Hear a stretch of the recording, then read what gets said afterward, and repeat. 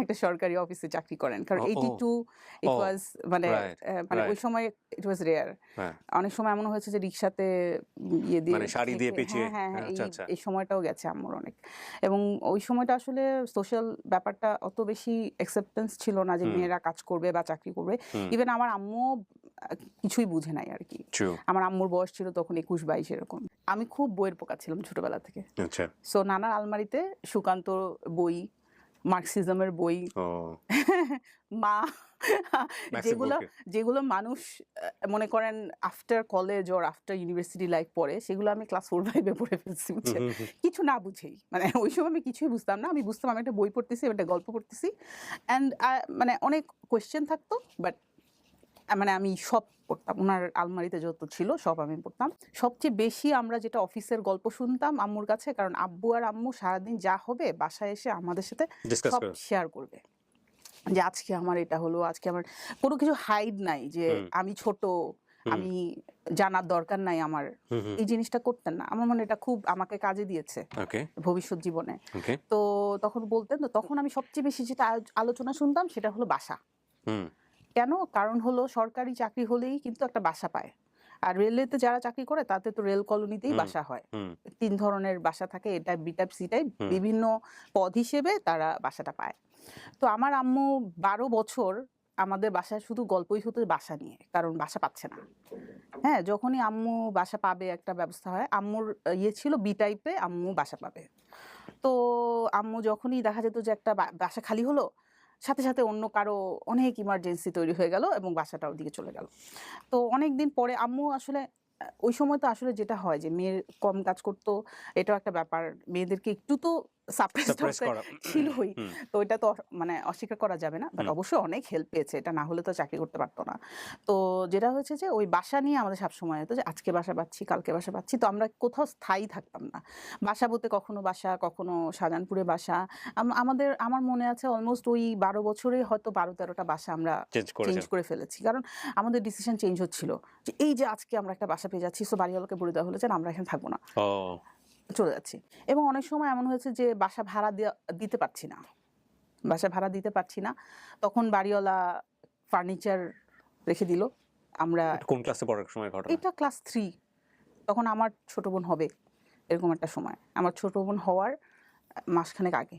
সরকারি চাকরি করতো আপনার মা, কিন্তু ভাড়া দিতে পারছেন না, এটার কারণটা কি? আচ্ছা, এটার কারণের পিছনে একটা বলি, সেটা হলো যে আসলে তখন ইনকামও অনেক কম ছিল, খরচও অনেক কম ছিল, এটাও ঠিক, কিন্তু আমার আম্মু একটা বড় একটা ড্রিম করে ফেললো যে আমাকে একটা ভালো স্কুলে ভর্তি করাবে। ইন্টারেস্টিং।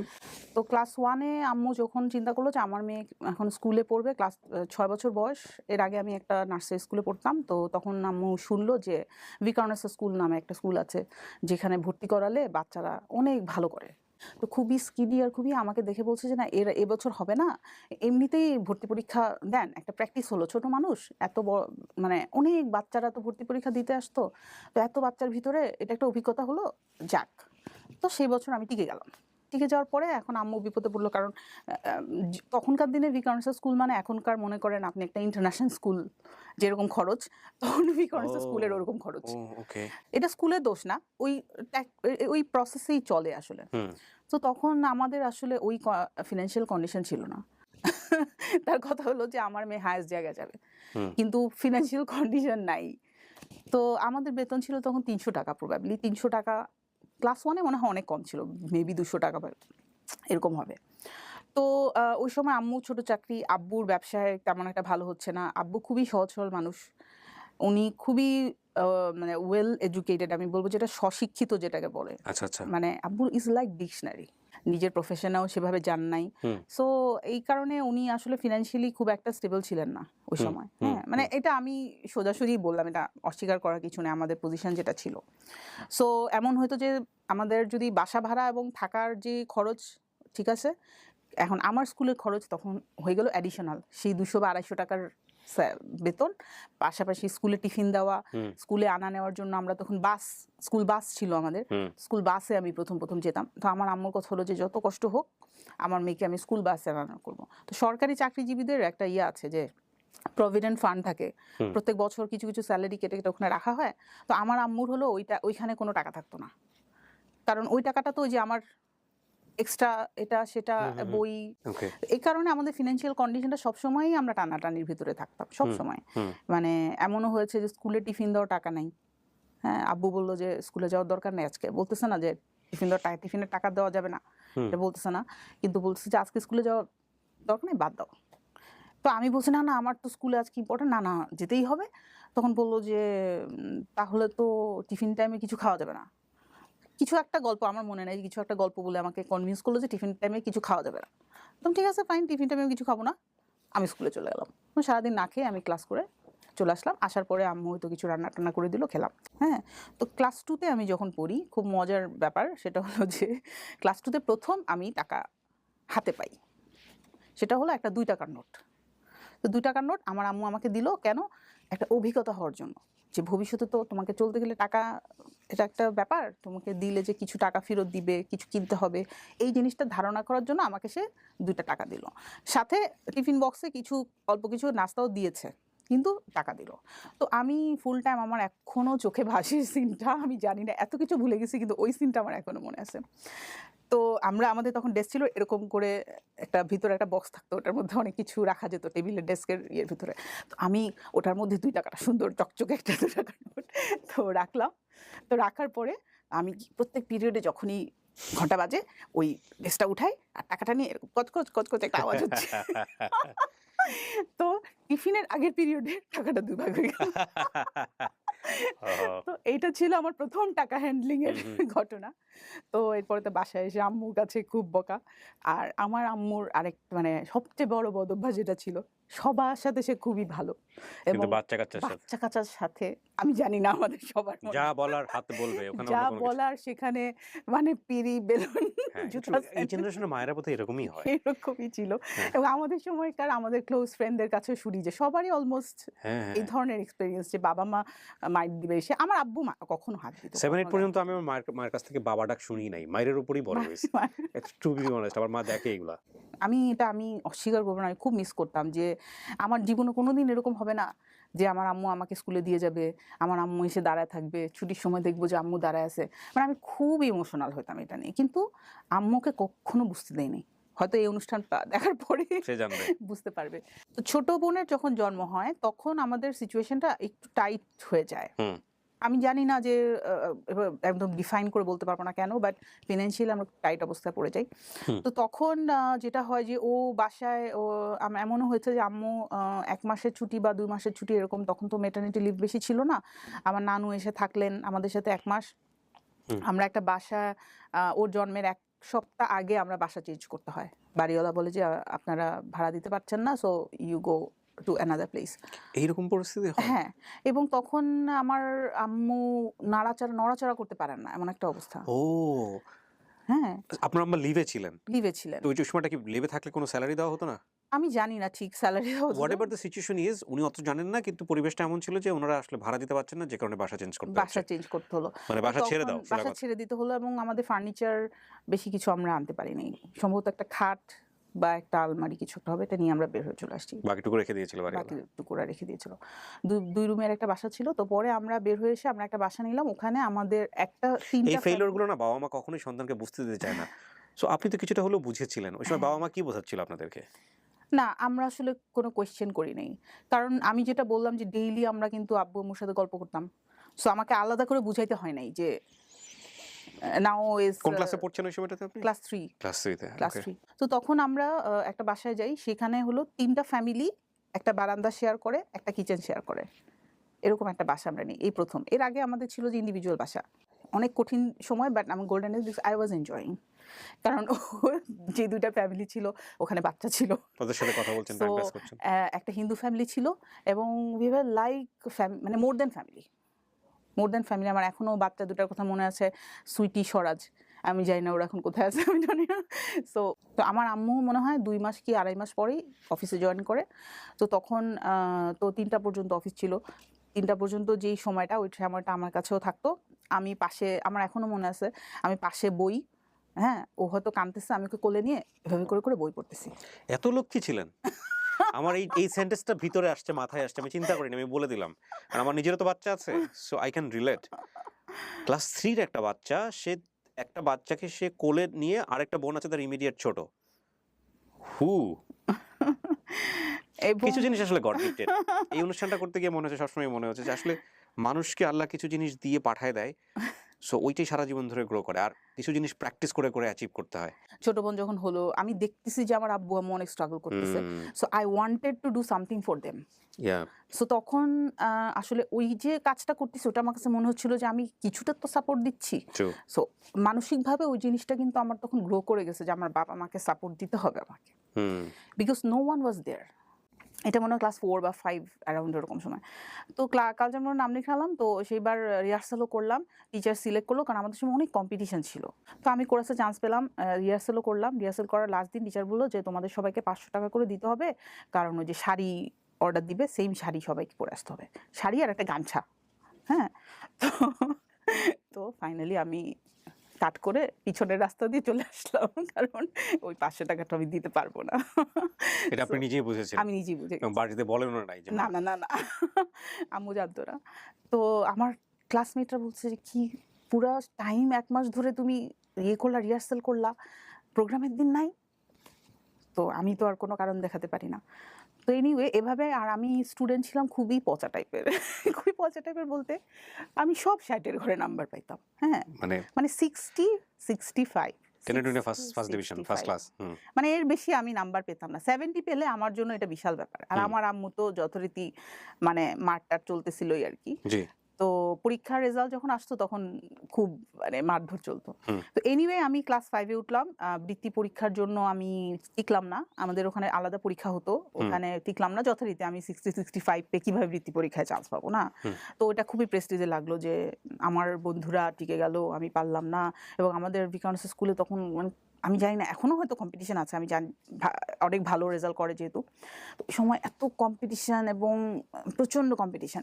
আমার আম্মু তো খুব ইগোতে লাগতো যে এত কষ্ট করে পড়াচ্ছি, একটা লেভেলে যেতে পারতেছে না, মানে তার ব্যর্থতাটা চিন্তা করেন যে এত কষ্ট করে মেয়েকে পড়াচ্ছি, একটা কি টাকা জমাচ্ছি না, কিছু না, নিজে একটা আমার আম্মু কখনো একটা লিপস্টিকও কিনে নেয়, একটা অলংকার দূরের কথা, একটা লিপস্টিকও কিনে নেয়। হ্যাঁ, সিম্পল একটা শাড়ি, যাওয়া আসা, খাওয়া দাওয়া, এতটুকুই। কোনো সাজগোজ, এক্সট্রা গয়না কখনোই ছিল না। ইভেন একটা কানের টপও ছিল না আমার। কানের টপ, চুড়ি কখনো না, ছিলই না, আমি দেখি নাই কোনোদিনই। কোথাও কেউ নেই, নাটক হুমায়ুন আহমেদের তখন মনে হয় আমরা কি কোন ক্লাসে 6, 7 এ পড়ি মনে হয়, এরকম একটা সময়। তো সেই লেভেলে মানে ওই সময় মনে হয় 6 মাস বা এরকম একটা সময় ধরে চলছিল। আমার জন্য টর্চারিং ছিল, বিকজ আমাদের বাসায় কোনো টিভি ছিল না। ওকে। হ্যাঁ, আমাদের বাসায় কোনো টিভি ছিল না। তো আমরা যেটা করতাম, তখন আমি স্কুল ভ্যানে যাই, স্কুল বাসে অনেক টাকা, তো স্কুল ভ্যানে যাচ্ছি তখন। তো আমার বাসায় টিভি ছিল না তখন। ক্লাসে গেলেই তো প্রথম 1-2টা পর্ব হওয়ার পরেই সবাই তো গল্প করা শুরু করতো, ওটা নিয়ে গল্প করতো। ওটা নিয়ে গল্প করতো যে আরে আজকে তো পাকের ভাই এটা করছে, মুনা ওইটা করছে, মানে সব ওইটা নিয়ে গল্প শুরু হয়ে গেল। এখন গল্পের টপিকস আর অন্যদিকে যায় না। ওই সময়টা এমন অবস্থা যে মেয়েদের আরো বেশি, আই ডোন্ট নো ছেলেদের কি অবস্থা ছিল, মেয়েদের সারাক্ষণ কোথাও কেউ নিয়ে গল্প, এটা চুলচেরা বিশ্লেষণ। তো ওই সময় আমি তো গল্প করতে পারি না। আর আমি ছোটবেলা থেকে হয়তো গল্প করতে পারি না বলতে হচ্ছে ওনার বাসায় টেলিভিশন নাই। তো ওই ব্যাপারগুলোতে আমি একটু নরম ছিলাম, যে স্পোর্টস টোস, বাট আমি খুবই গল্প পাচ্ছিলাম। আমি যে কোনো কিছু নিয়ে গল্প করতাম এবং আমার রিপোর্ট কার্ডে সবসময় ভেরি ভেরি টকেটিভ লেখা থাকতো। সে গল্প করতে পারছে না।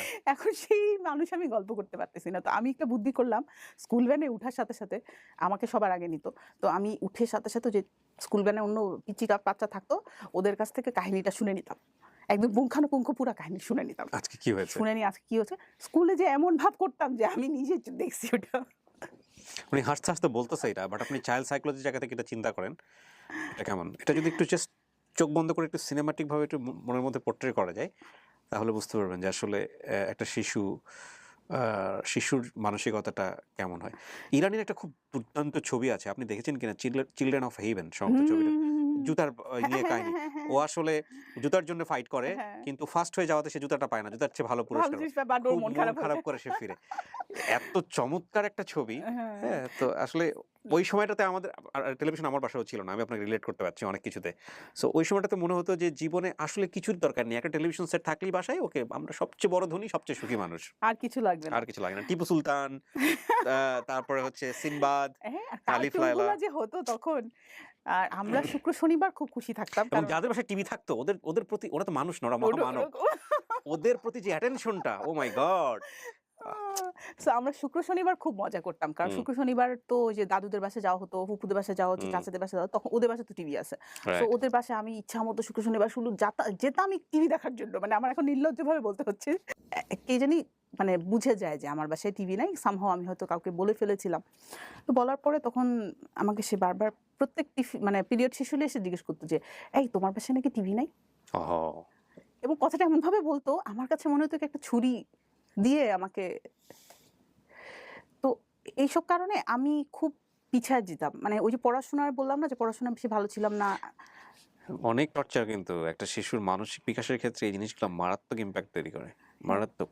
তো মানে তখন মনে হতো যে আসলে মানে আমি আমি এক্সিস্ট না করলেই ভালো হতো। মানে এরকম একটা সময়ও গেছে। তো আ আম্মুকে বলতাম না, কারণ আম্মু মন খারাপ করবে। আর হুম, আমি সবচেয়ে বেশি যেটা কষ্ট পেতাম সেটা হলো আম্মু কাঁদলে। হুম। আমি সবকিছু সহ্য করতে পারবো। বাট আম্মু কাঁদবে এটা আমি সহ্য করতে পারব না। তখন আমরা অনেক ১০০ জন না ১৫০ জন একসাথে ক্যারাটে ক্লাসে ঢুকলাম। ঝরতে ২০-৫০ জন এসে ঠেকলাম। ঠেকার পরে এখন সেন্সি বলতো, আ যে টিচার সেন্সি বলবে। তো সেন্সি বলল যে, তুমি একটা কাজ তোমাদের সবাইকে এখন পরীক্ষা দিতে হবে ফর ইয়েলো বেল্ট, এবং এজন্য তোমাদের ড্রেস দিতে হবে। তো এগেইন ৳৫০০ লাগবে ড্রেস। তো আম্মুকে বললাম, আম্মু এবার ডিটারমাইন, "না, আমি তোমার ড্রেস দিবই দিব। তুমি ছেড়ো না। তুমি করতে থাকো। লাস্ট দিন পর্যন্ত তুমি অপেক্ষা করো। আমি যেভাবে হোক আমি ৳৫০০ ব্যবস্থা করে এনে তোমাকে দিব।" এবং আমার মনে আছে এখনো, লাস্ট যেদিন জমা দেওয়ার তারিখ ছিল এবং একটা টাইম ছিল যে এই টাইমের ভিতরে আসতে হবে। হ্যাঁ? তো আমার আম্মু আসলে ৳৫০০ পারে নাই, হয়তো ৳২০০ বা ৳২৫০ নিয়ে ওই সময় ওই জায়গায় ছিলেন। বাট আমি উনার চোখের দিকে তাকায় বুঝতে পারতেছি যে সামথিং রং। ম্যানেজ হয় নাই। ম্যানেজ হয় নাই টাকাটা। এরা যে বাচ্চা ফেস করছে সে বুঝতে পারবে। তো ওই সময়ে মানে মানে এগুলা আসলে রিপিটেটিভ হচ্ছিল। কারণ আমি আই ওয়াজ আ মানে আমি বলব যে খুব চঞ্চল বাচ্চাও ছিলাম না। I was regular kid. এমন ছিল না যে আমি খুব দুষ্টু ছিলাম, ওর টিচাররা আমাকে পছন্দ করত না, এরকম না, আমি খুব ভালো বাচ্চা ছিলাম। সো আই ওয়াজ মানে অলওয়েজ প্রেইং টু গড যে এরকম কেন হচ্ছে আমার সাথে? হ্যাঁ, আমি sorry. Sure, take your time please.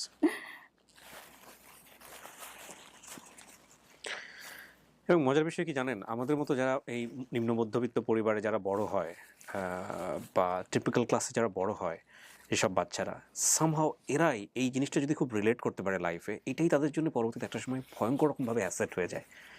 এই যে সংকীর্ণতাটা, এই যে নিজের কতটুকু এক্সপ্রেস করা যাবে, ফ্যামিলির লিমিটেশনটা বোঝাটা, ব্যক্তিত্ব বোঝাটা, সম্মানবোধ বোঝাটা, কতটুকুর জন্যে আমি বাবাকে চাপ দিতে পারি, মাকে চাপ দিতে পারি, এই সেন্সটা গ্রো করাটা, এইটা যে কত বড় একটা স্কুলিং, এই দারিদ্রতার কিছু কিছু প্রয়োজন আছে, ডেফিনেটলি আছে। তবে এটা ওই যে বললাম যে গড গিফটেড, সব বাচ্চার ক্ষেত্রে যেরকম হয় তা কিন্তু না। কিছু কিছু বাচ্চা খুব বেশি এক্সট্রোভার্ট টাইপের, তারা অ্যাকসেপ্ট করতে পারে না, তারা খুব ওই উনি যেভাবে রিসিভ করেছে সেরকমভাবে রিসিভ করে না, অনেক সময় তারা ডিরেইলড হয়ে যায়। জি, তারপর? তো এরপরে যেটা হলো যে আমার খুব ইচ্ছা ছিল। যেহেতু গানে পারছিলাম না, আমি আমি খুব চাইতাম ক্যারাটেতে যেতে। বাট পারি নাই। আমার ফ্রেন্ডরা ব্ল্যাক বেল্ট পর্যন্ত গেছে। আমার খুব ক্লোজ ফ্রেন্ড আছে। তো ও দেখা যাচ্ছে ব্ল্যাক বেল্ট পর্যন্ত গেছে। I was so jealous of her. So jealous of her. মাত্র ৳250 জন্য ওনার ব্ল্যাক বেল্ট পাওয়া হয় নাই। সো যাই হোক, এবং আমাদের যখন ফিন্যান্সিয়াল কন্ডিশন খারাপ ছিল তখন আম্মু এমনও হয়েছে যে আম আ কিছু অর্ডার নেওয়া শুরু করে, এবং তখন আফটার অফিস তখন আব্বু আম্মু মিলে ওই অর্ডারগুলা ইয়ে করতো। একবার এমন হয়েছে যে ঈদের আগের রাত পর্যন্ত আম্মুরা হলো একটা এতিমখানার বাচ্চাদের জন্য ১০০ না কয়শোটা পাঞ্জাবি সেলানোর কাজ পেল। তো ওই সেলাইতেও আমরা হেল্প করতাম আরকি। সুতা কাটা, কোয়ালিটি ইন্সপেকশন যেটাকে বলে আর এই কি। জব করার পাশাপাশি এগুলো করতো। এগুলোও করতো এবং একটা বুটিকের দোকানও দিয়েছিল, সেটা বেশি দিন ধরে রাখতে পারে নাই, ভালোই চলছিল। আম্মু ওয়াজ ভেরি ইনোভেটিভ, যেটা বলবো যে বাবা কি রোল প্লে করছিলেন এই সময়? আব্বু সাপোর্টিভ, কারণ আব্বু আসলে না খুব নরম মানুষ বাবা মায়ের কি অ্যারেঞ্জ ম্যারেজ ছিল? না, দেবার দে আর ইন লাভ। ইয়া তো আপনার মার কোনো দিক থেকে কখনো কোনো কমপ্লেইন দেখেছিলেন ওনার প্রতি? না না না না না না না দুইজন ভেরি ইন্টারেস্টিং স্টোরি। দুইজন ইজ লাইক এখনো দে আর লাইক মানে অন্যরকম। Very interesting story. আমি স্যালুট জানাই আপনাদেরকে। কজ এই সময় তো চিন্তাই করা যায় না। মানে ওয়াইফ তো মোটামুটি হাজবেন্ডকে তাহলে একদম পুরা যে সোজা বানায় ফেলবে, রুটি দিয়ে বেলে সোজা একদম, তারপরে বানিয়ে আবার বাইরে শুকাইতেও দিবে। না মানে দেওয়ার আমি Your mother is a noble মানে man. ওনাদের ফ্রেন্ডশিপটা এরকম হয় কি নিজের পর্যন্ত অনেকে স্যাক্রিফাইস করে কিন্তু সন্তানদেরকে এফোর্ড করতে পারছে না ছোটখাটো বিষয়গুলো নিয়ে, তখন হয় কি মানে ওই জিনিসটা থাকে না যে না তোমার আসলে এখানে কিছু ভূমিকা থাকা উচিত ছিল, ওই যে আউটব্রাস্ট হয়ে যায় সংসারের মধ্যে, দেখা গেল ওটাও হলো না, সংসারের কলহ তৈরি হলো, তখন কিন্তু আপনার সাইকোলজিক্যাল বিকাশটা আরো খারাপ হবে। ওই জিনিসটা আপনাকে ফেস করতে হয় না না। না না না ভেরি, আমাদের বাসার পরিবেশ খুবই মজাদার ছিল। আব্বু খুবই ভালো ইংলিশে, তো আম্মু শুধু বলতো যে তুমি একটু বাসায় স্পোকেন ইংলিশটা করাও, অ্যাটলিস্ট মেয়েগুলো ভালো ইংলিশে কথা বলুক, মানে কারণ আব্বু is very fluent in English.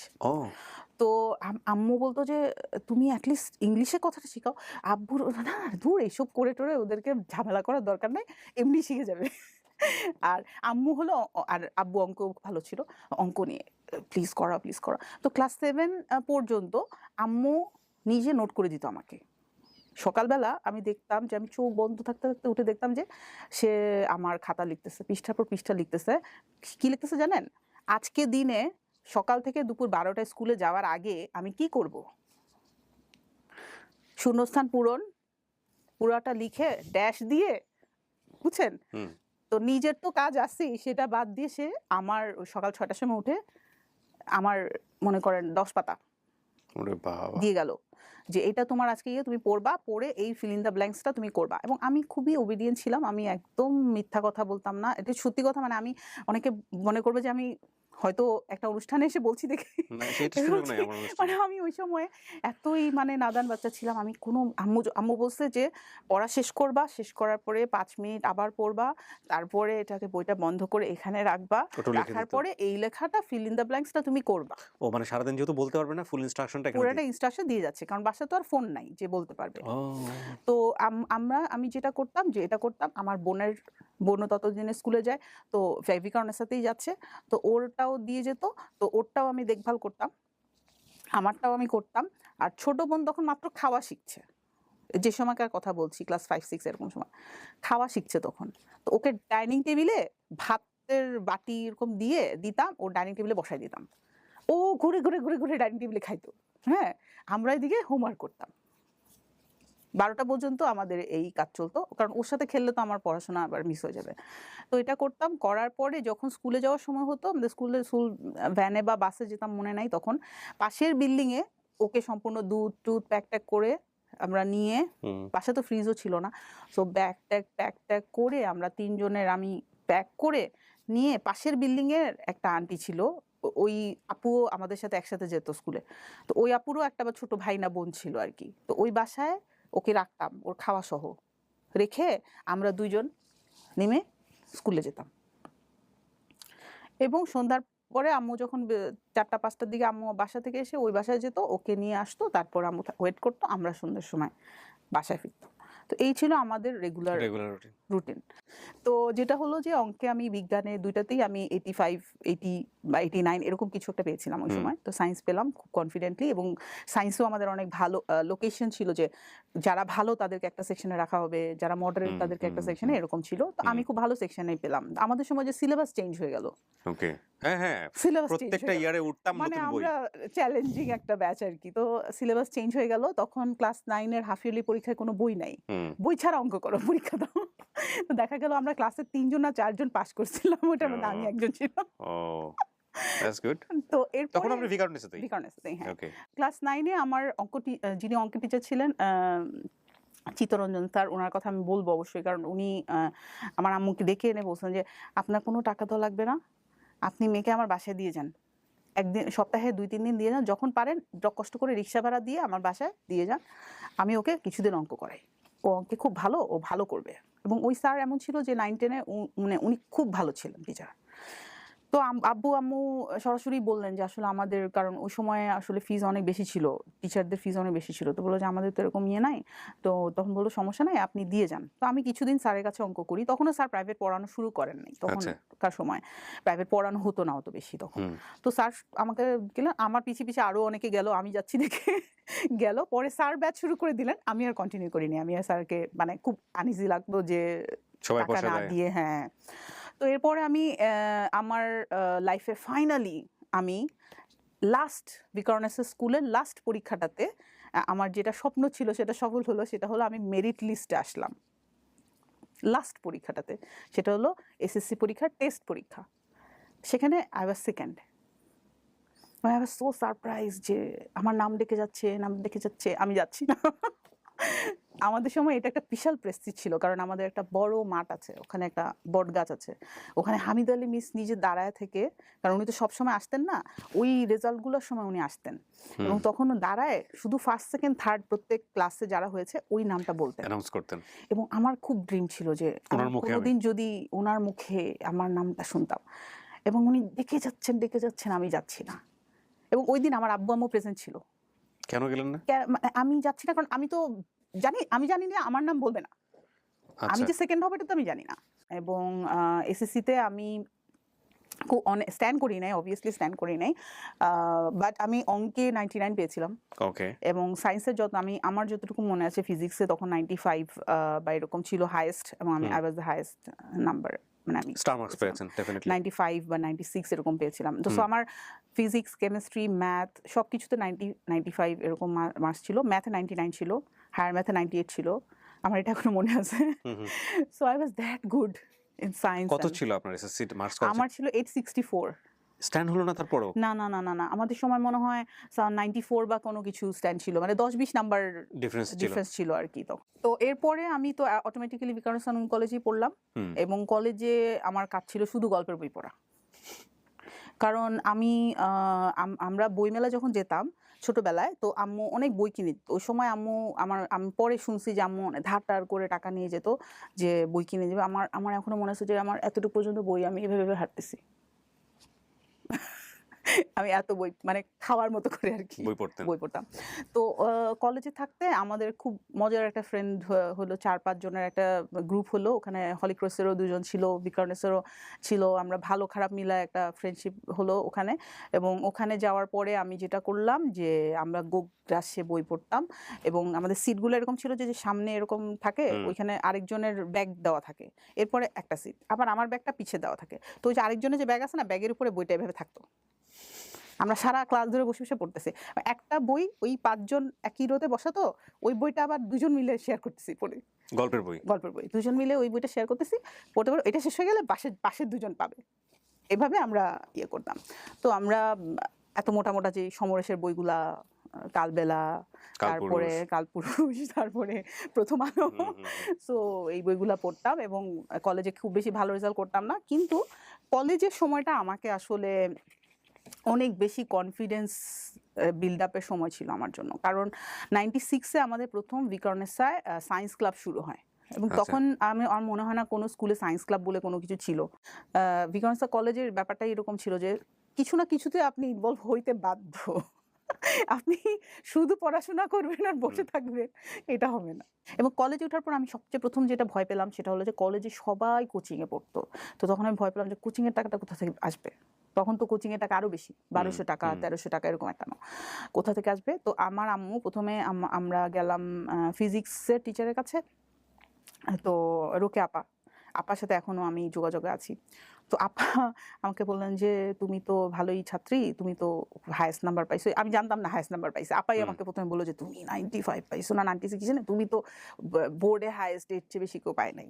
মানে ওনারা তো সব জানে আর কি। তখন আমি তাই নাকি, বলি হ্যাঁ তুমি আমার এখানে আসো।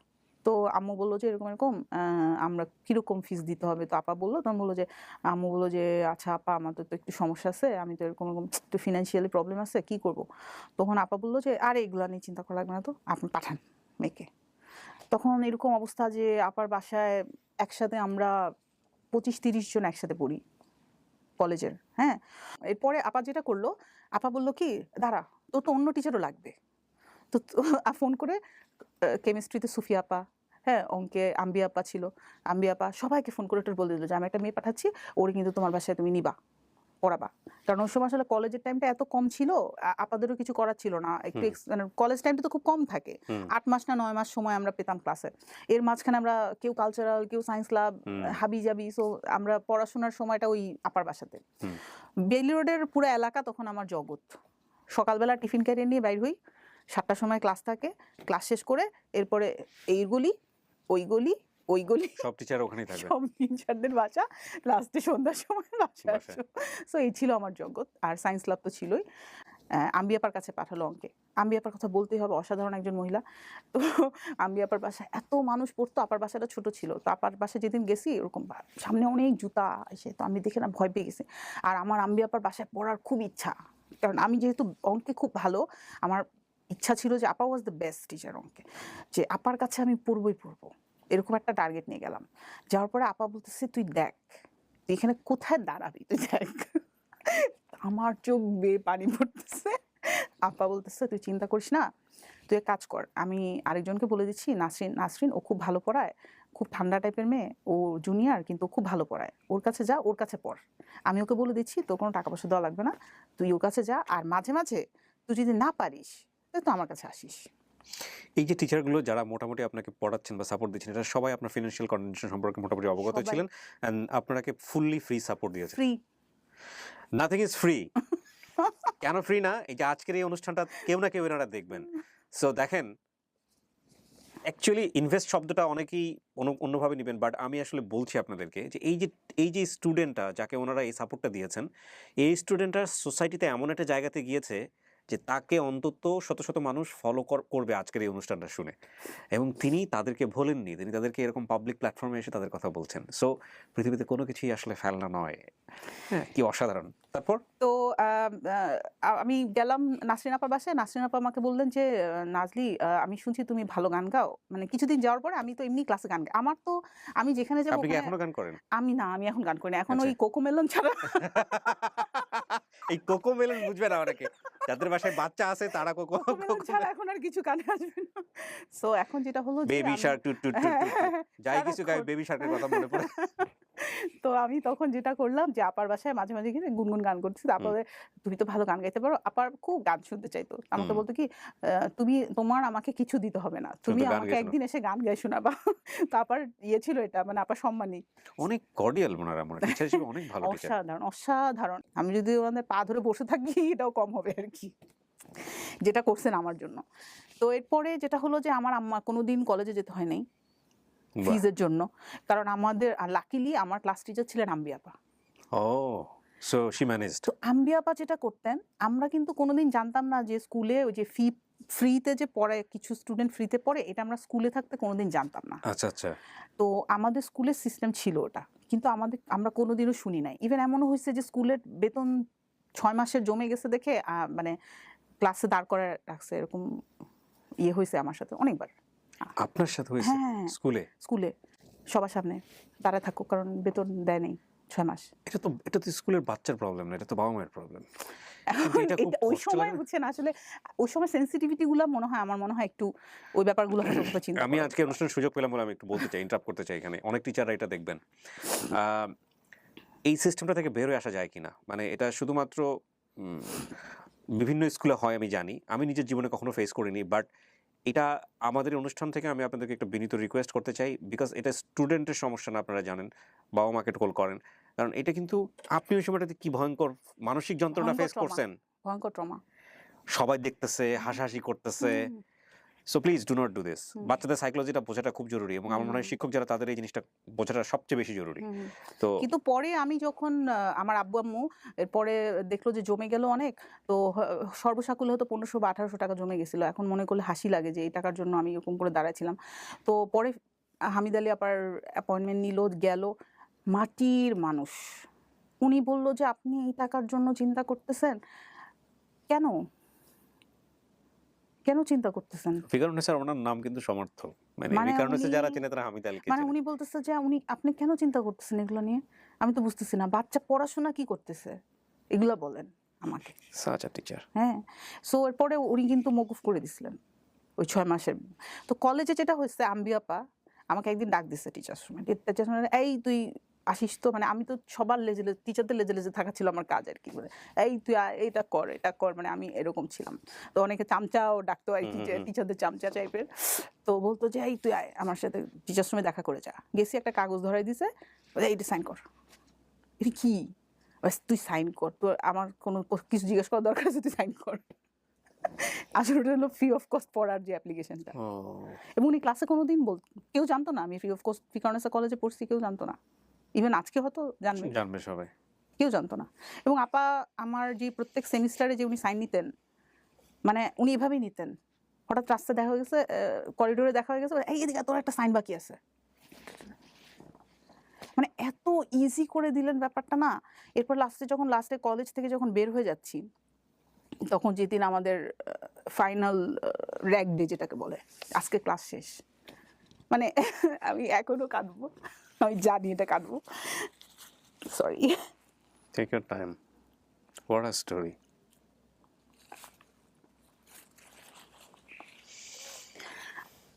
আমরা আপাকে ধরে যে কি কাঁদলাম, হামিদা আপা। না হামিদা আম্বি আম্বি আপা, আপা। কি যে কাঁদলাম, এক একজন এক এক কারণে কাঁদছে। আমার কান্নাটা অন্যরকম ছিল, আপা জানতো, একটা মানুষও জানতো না এটা, আপা জানতো। বেঁচে আছেন উনি? হ্যাঁ, বেঁচে আছে। আল্লাহ ওনাকে অনেক অনেক হায়াত দিক, নিশ্চয়ই, আমরাও দোয়া করি। সুস্থ থাকেন। সুফি আপা নাই, সুফি আপা মারা গেছেন। সুফি আপার কথাও বলতে হয়, উনি আমাকে বলে কি যে, "এই তোর মা নাকি ভালো পিঠা বানায়, তুই তো আমাকে পিঠা বানায় খাওয়া।" তাল কিনে দিছে আমাকে, বুঝছেন, তাল সাথে চিনি কিনে, আম্মা বলি কি তুমি এগুলি কিনে আসছো? সুফি আপা তালের পিঠা খেতে চাইছে। তো এই যে আন্তরিকতাগুলো না, আমি পড়াশোনা আমার কিছুই মনে নাই। কেউ যদি আমাকে জিজ্ঞাসা করে কলেজে তুমি কোন সাবজেক্টে কি নাম্বার পাইছো, বাট মনুষ্যত্বটা বলেন, আন্তরিকতা বলেন, মানুষ হিসেবে যে কনফিডেন্সটা, আমাকে কখনো ক্লাসে দাঁড়ায় থাকতে হয় না এই যে আমার ফিনান্সিয়াল কন্ডিশন খারাপ, কেউ বুঝতে পারে নাই। I was a it's a champion. Beautiful story.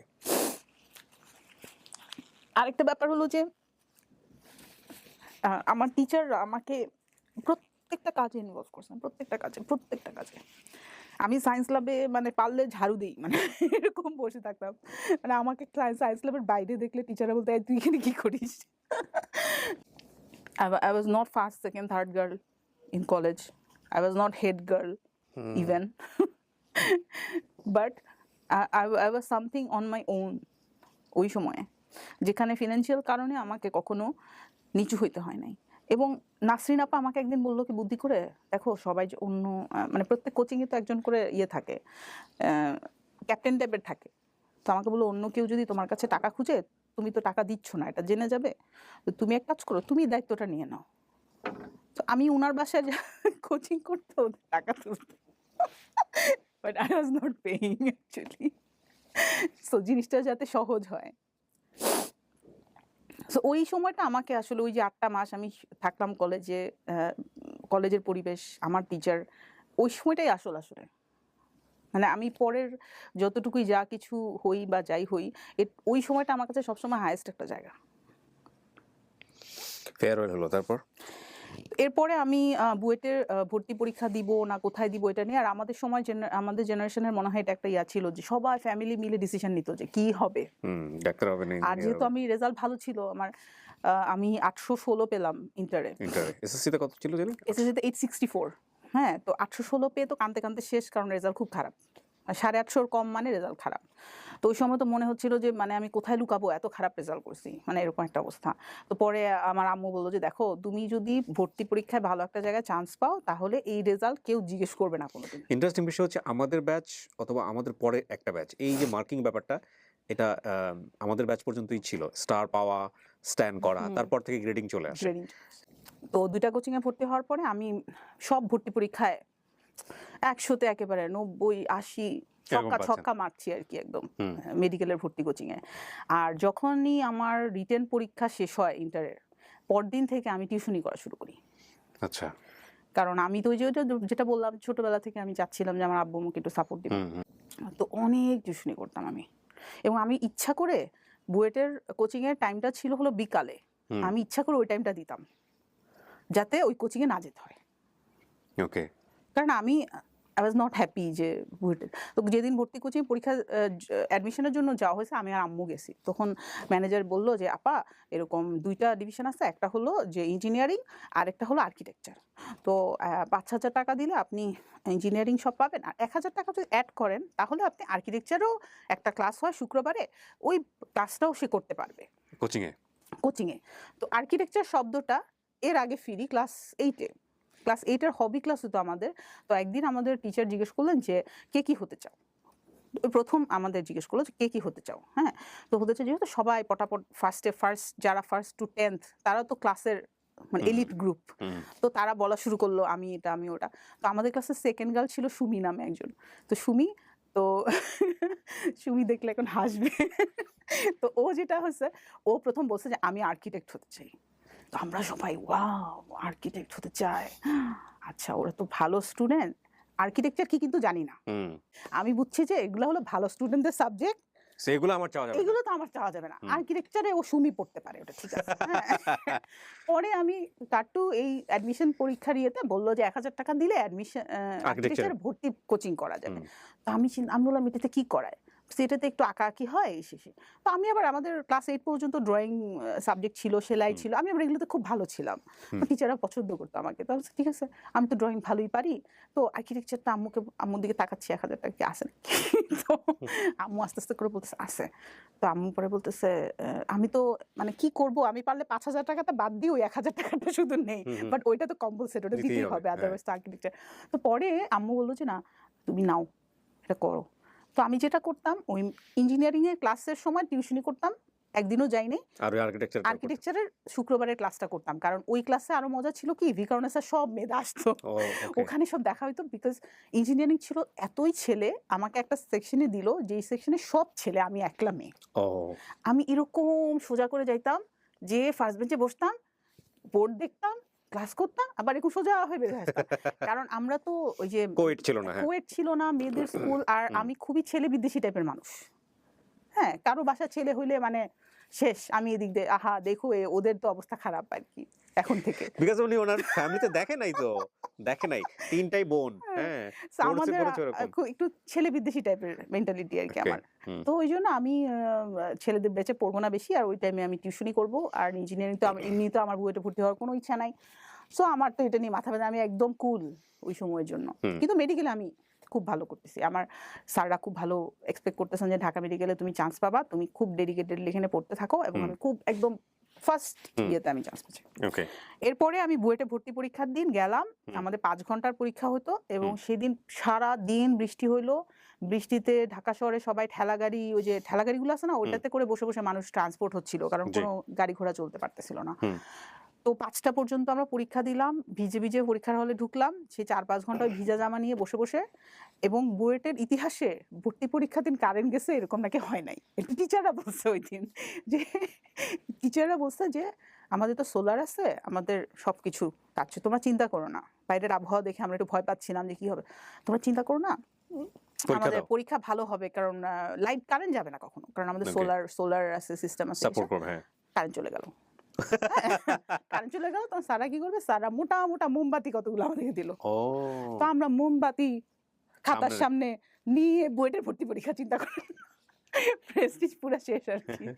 তো আমি তো গেছি আসলে শো অফ করার জন্য। জাস্ট পরীক্ষাটা দিয়ে যে আসি। পরীক্ষা দিয়ে আসি। আমার আম্মার খুব শখ অঙ্কে ভালো মেয়ে। ভবিষ্যতে বলবে যে মেয়ে বুয়েটেও চান্স পাইছিল। তো আমি হলো বসে, বসে পড়তেছি বিকজ ঢাকা ইউনিভার্সিটির পরীক্ষা ছিল পরের দিন। তো বুয়েটের রেজাল্ট ৩ দিন পরে দিয়ে দিল। তো আম্মু গেল গিয়ে একটা লিস্ট পেল যেখানে দেখলো যে আমার নাম্বার ৫০০ সামথিং এরকম কিছু একটা আসছে। এসে তো খুব মন টন খারাপ হয়ে গেছে। এত পিছনে মানে জীবন বৃথা এরকম ভালো টাইপের আর সাবজেক্ট কি। পাবে ভালো না। সাবজেক্ট পাবে না এসে বলে সে চলে আসলো। এসে তারপরে আমাকে খুব বকাবকি করলো যে, "কিছু হয় নাই, তুমি কি সব পরীক্ষা দাও?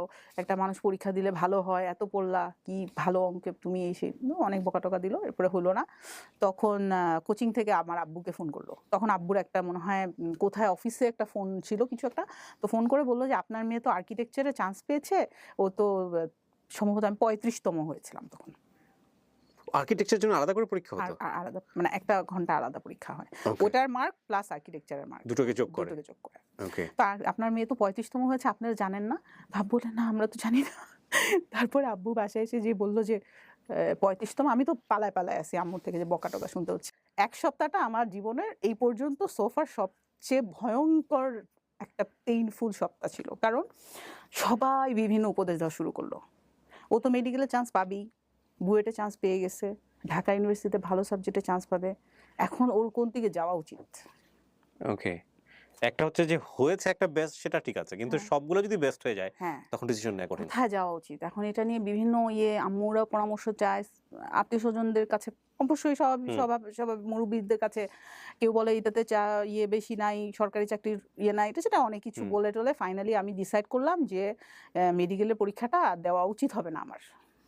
কারণ এই ২ টাতে টিকে যাওয়ার পরে ১ সপ্তাহ আমার উপর দিয়ে যেই রোলার কোস্টারটা গেল, এরপর যদি আমি মেডিকেলে চান্স পেয়ে যাই, তাহলে তো খুব একেবারে আমি পৃথিবী থেকে অন্য কোথাও চলে যাইতে হবে আমাকে। ওকে। তো এরপরে আমি ডিসাইড করলাম যে না, আমি আর মেডিকেলে পড়ব না। আমি পরীক্ষাই দেই নাই। কিন্তু ওই যে আমি ১ সপ্তাহ বললাম না, ১ সপ্তাহ আমি কিন্তু মেডিকেলে ভর্তি পরীক্ষার ক্লাস করছি। আচ্ছা। তখন আমার কোচিং এর টিচার আমাকে আলাদা বসাইতো। ওকে। কারণ সবাই আমাকে পিছন থেকে গালি দিচ্ছিল। যে আমাদের সিটটা নষ্ট করার জন্য আসছে, বুয়েটে চান্স পাইছে, ঢাকা ইউনিভার্সিটিতে চান্স পাইছে, ও আবার আসছে। তো বলছে, "কারো কথা শুনবা না, কানের মধ্যে তুলা দাও তুমি।" এরকম করে। যাই হোক এনিওয়ে বুয়েটে ঢুকলাম। বুয়েট লাইফটা ইট ওয়াজ গোল্ডেন মোমেন্ট ফর মি। কারণ অবভিয়াসলি পাবলিক ইউনিভার্সিটি, ওখানে টাকা-পয়সা, ফিন্যান্সিয়াল এগুলো নিয়ে কোনো ঝামেলা হুম, ছিল না। হুম। কিন্তু আর্কিটেকচার সাবজেক্টটা এমন যে এখানে অনেক এক্সপেন্সিভ সাবজেক্ট। ওকে। এটা অনেকেই জানে না এবং আর্কিটেকচারাল লাইফ সম্পর্কে অনেকে জানে না। সো অনেক এক্সপেন্সিভ সাবজেক্ট, যদিও পাবলিক ইউনিভার্সিটি বছরে হয়তো ৳১২০০ বেতন দিতে হইছে আমাদের, কিন্তু অনেক খরচ, অনেক খরচ ছিল। ওই এবং সময় আপনি আমাদের টিউশনি করতেন? টিউশনি করতাম। আমি টিউশনি করতাম।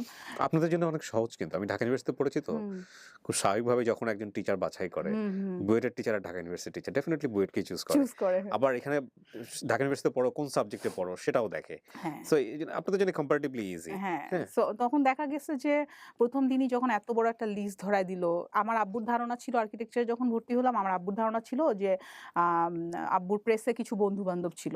তো বলছে যে ফকিরাপুল এলাকায় তো যেসব লটে, লটে কাগজ বিক্রি করে। তো ড্রইং করবে, কাগজ লাগবে। ফকিরাপুলে তো আমার বন্ধুরা আছেই। একদম মানে সুন্দর মনে করেন পাইকারি রেটে কাগজ কিনে নিয়ে আসবে। ব্যাস। এখানে হ্যাঁ, বসে ড্রইং করবে। ড্রইং করবে। এত কি? একেকটা কলমের সেটের দাম যে ৳৩,০০০-৪,০০০ এটা তো আর জানে না। হুম, হুম। তো যাই হোক অনেক কষ্ট-মষ্ট করে ১ম আমরা শুরু করলাম। এরপরের যেটা হলো যে আমার এমনও দিন গেছে যে ডেইলি আমি ৳১০০ পেতাম। রিক্সা ভাড়া, খাওয়া, আমার কাগজ। কাগজের দাম ছিল ৳১০ না ৳১২। নিউ মার্কেট যেতে আবার ৳১০ লাগবে। হুম। ওই হিসাব করে লাস্টে যেই ৳৫ বা ৳১০ থাকতো ওইটা দিয়ে খেতাম। ওহো! হ্যাঁ? যাতে কাগজটা কিনতে পারি। কারণ কাগজটা না কিনলে তো আমি আবার আজকে গ্রাফিক্স ক্লাসে জমা দিতে পারব না। বুয়েটের ক্যান্টিনে। হ্যাঁ? সো কাগজ কেনার টাকা বাঁচানোর পরে যেটা থাকতো ওটা দিয়ে খেতাম। এটা ছিল লাইফ। পাশ করি।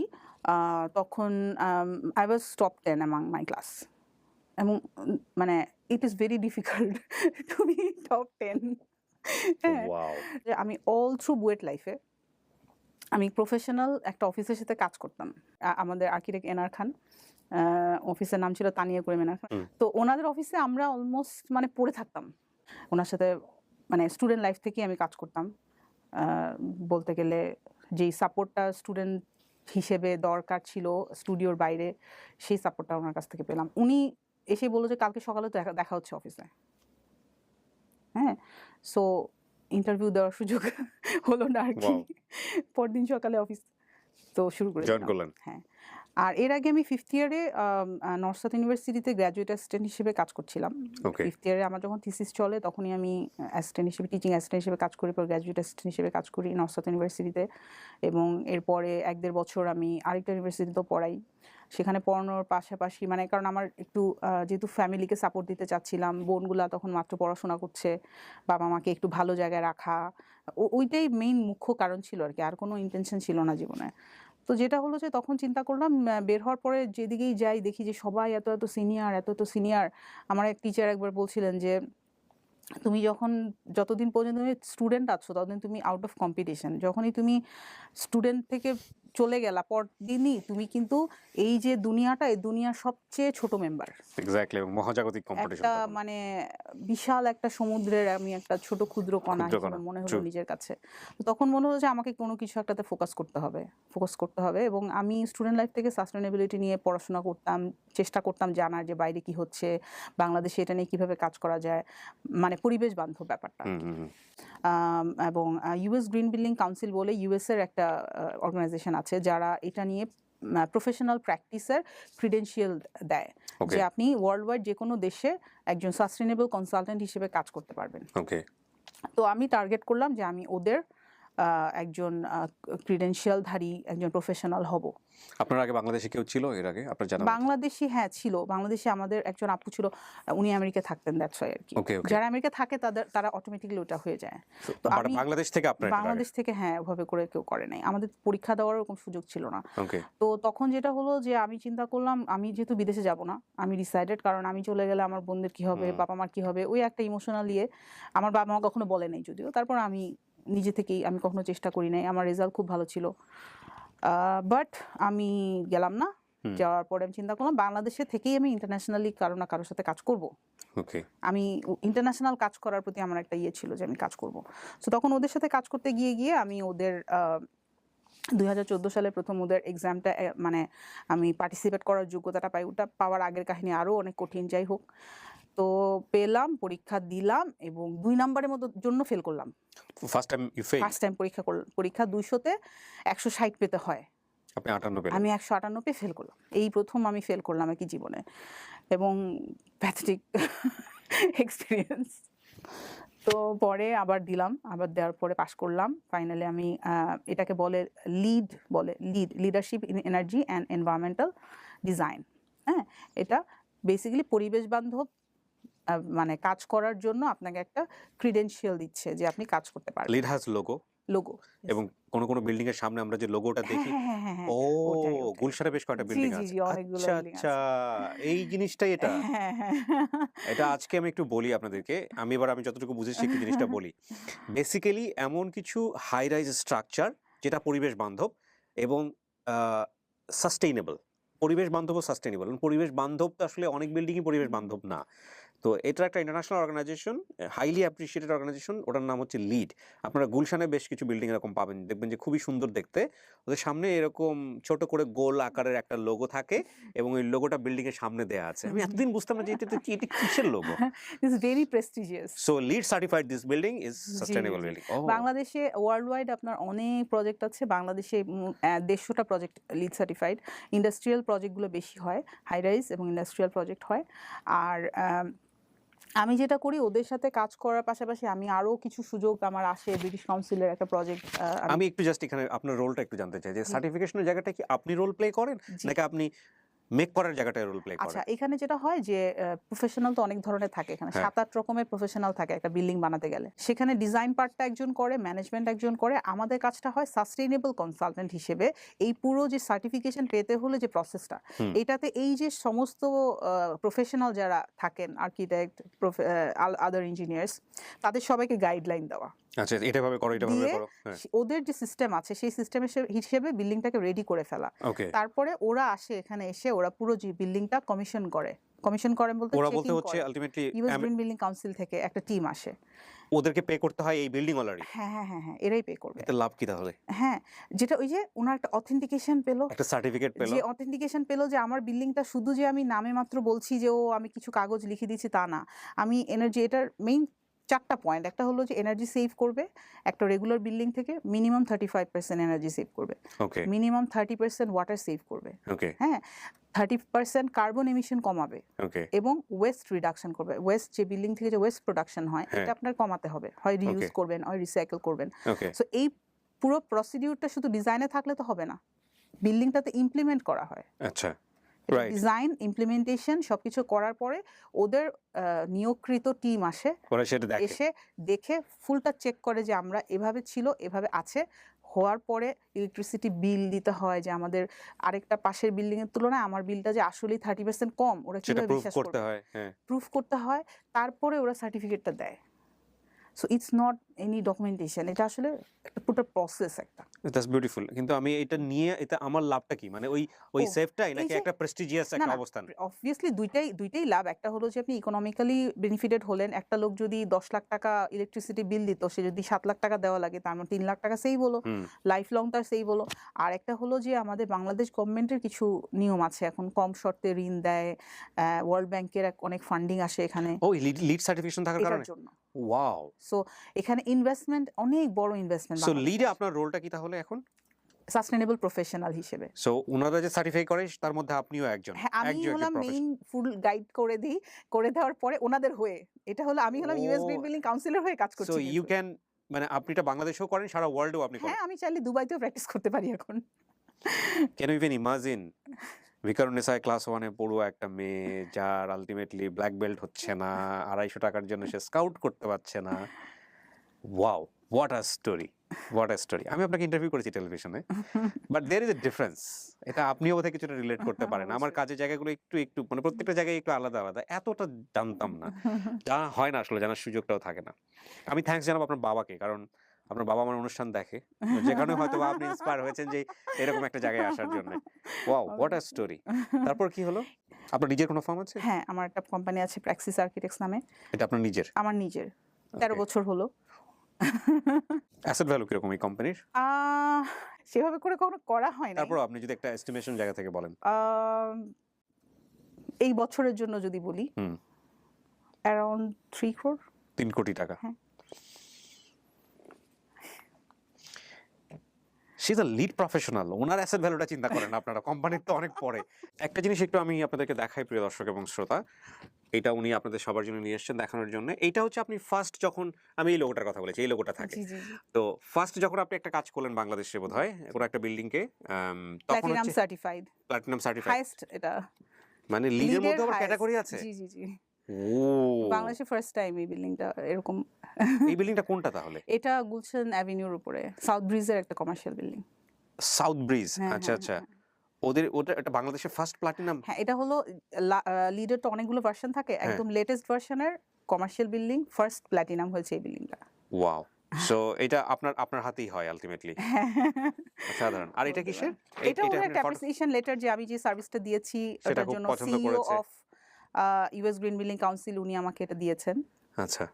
দিস ইজ মাই গুলশান ছাড়া বোধহয় ঢাকা শহরে তেমন একটা বোধহয় এই জিনিসগুলো তেমন একটা ঢাকা চোখে শহরে পড়ে না। কম, বাট ওই যে ইন্ডাস্ট্রিয়াল গুলো হচ্ছে ঢাকার এখন হচ্ছে, আউটস্কার্টে যেগুলো হচ্ছে অনেক প্রজেক্ট হচ্ছে। রিসেন্টলি প্রাইম মিনিস্টার একটা পুরস্কার পেলেন এসডিজি রিলেটেড, এটাও কিন্তু এটার সাথে রিলেটেড। ও! তা আমি আমার হাজবেন্ড উনিও আর্কিটেক্ট, ওর নাম মুহতাদিন ইকবাল। ও এখন একটা ইউনিভার্সিটিতে আছে, অ্যাসোসিয়েট প্রফেসর হিসেবে আছে। 2016 সালে আই গট প্রেগনেন্ট, খালাদের বাচ্চা হয়েছে। সো আমি দেখেছি যে এক সপ্তাহ একটু ব্যস্ত থাকে, সো এটার বাইরে তো কোনো সমস্যা নাই, আমি সব রেডি ছিলাম। তো আমি গেলাম হসপিটালে, আমার ফুল ফ্যামিলি, মানে যেহেতু আমিও বড় আমার হাজব্যান্ডও বড়, সো আমার ইনলস ফ্যামিলির সব, মানে আমার চাচি শাশুড়ি ননাস, মানে সবাই এরকম আসছে, আমার খালাদের দিকে সবাই আসছে, মানে আমাদের জন্যই অলমোস্ট মনে হয় 20-25 জন ওখানে জড়ো। আমার হাজব্যান্ড হলো ক্যামেরা হাতে, বিকজ বাচ্চা বের হবে হলে ছবি তুলবে, তারপরে কোন কাপড়টা দিয়ে তাকে রিসিভ করা হবে, কে আগে কোলে নিবে, এগুলো নিয়ে ঠাট্টা মশকরা চলতেছে সবার মধ্যে। তা দ্যাট মোমেন্ট আমি গেলাম, অপারেশন থিয়েটারে ঢুকলাম, ঢোকার পরে আমি খুব ভালো নর্মাল। তো কিছুক্ষণ পরে আমাকে রেখে ডাক্তার এবং বাকি নার্সরা, যখন আমার বেবিটা বের হলো তখন সাধারণত বাচ্চার কান্না শোনা যায়, মারা যেটা কান্নাটা শুনতে পায়, আমি কোনো কান্না শুনি নাই। তো না শোনার পরে দেখলাম তড়িঘড়ি করে ওরা সবাই আমাকে ফেলে ওই রুমটাতে আমি একলা পড়ে আসি, আর সবাই ওকে নিয়ে চলে গেল, একটা বাচ্চাটাকে নিয়ে চলে গেল। তো আমি চিৎকার করতেছি যে আমাকে বাচ্চাটা দেখতে দেন, কারণ আমি এর আগে, আমরা তো আসলে মডার্ন মা, আমরা তো ওই যে অ্যাপস দেখি, দেখি কোন সময় কি হবে সব জানি আর কি, মনে করি যে জানি সব। তো এরপরে যেটা হলো, ওরা আমাকে বলো কি, না আপনার বাচ্চার একটু হালকা সমস্যা হচ্ছে, আমরা একটু অক্সিজেন দিচ্ছি ওকে। তো তাড়াতাড়ি করে এসে বাচ্চাটা দেখালো। একদম ফুল ব্ল্যাক কালার একটা বাচ্চা। কি বলেন? একটা বাচ্চা আমাকে দেখালো এবং ছোট একটা বাচ্চা মাস্ক লাগানো ফুল ব্ল্যাক। তো আমি দেখে you send me the picture. কোনো মিল নাই তো তাহলে? আমি দেখে বলতেছি, মানে যদিও খুবই রেসিস্ট শোনাবে জিনিসটা। না, না, না। জাস্ট সিচুয়েশন বোঝার জন্য উনি বলছে। Please take it consideration please. হ্যাঁ, হ্যাঁ। আমি বলতেছি আমার বাচ্চা এরকম কেন? আমি ভাবলাম আমার ফার্স্ট বেবি হয়তো বাচ্চা বের হওয়ার পরে এরকম হয়, আচ্ছা, এরকম দেখা যায়। আচ্ছা। ভেবে ওরা নিয়ে গেল। নিয়ে যাওয়ার পর আমি পোস্ট অপারেটিভে চলে গেলাম, ওরা বাচ্চারা নিয়ে চলে গেল। আমি কিন্তু কিছু জানি না যে কি হচ্ছে ওকে নিয়ে। ওকে। চলে গেল, যাওয়ার পরে আমি একদিন পোস্ট অপারেটিভে থাকলাম। তো রাতের বেলা আমি হঠাৎ এত আমার কান্না পেলো, কেন কান্না পেলো জানি না, আমি অনেক জোরে কান্না করতেছি। তারপর আমার হাজবেন্ড আমার আম্মা আসলো ছুটে এসে, তারা আমাকে দেখে তারা কাঁদতেছে। তো কাঁদতেছে দেখে আমি ভাবছি কি আমার কষ্ট হচ্ছে বা আমি কাঁদতেছি দেখে মনে হয় তারা কাঁদতেছে।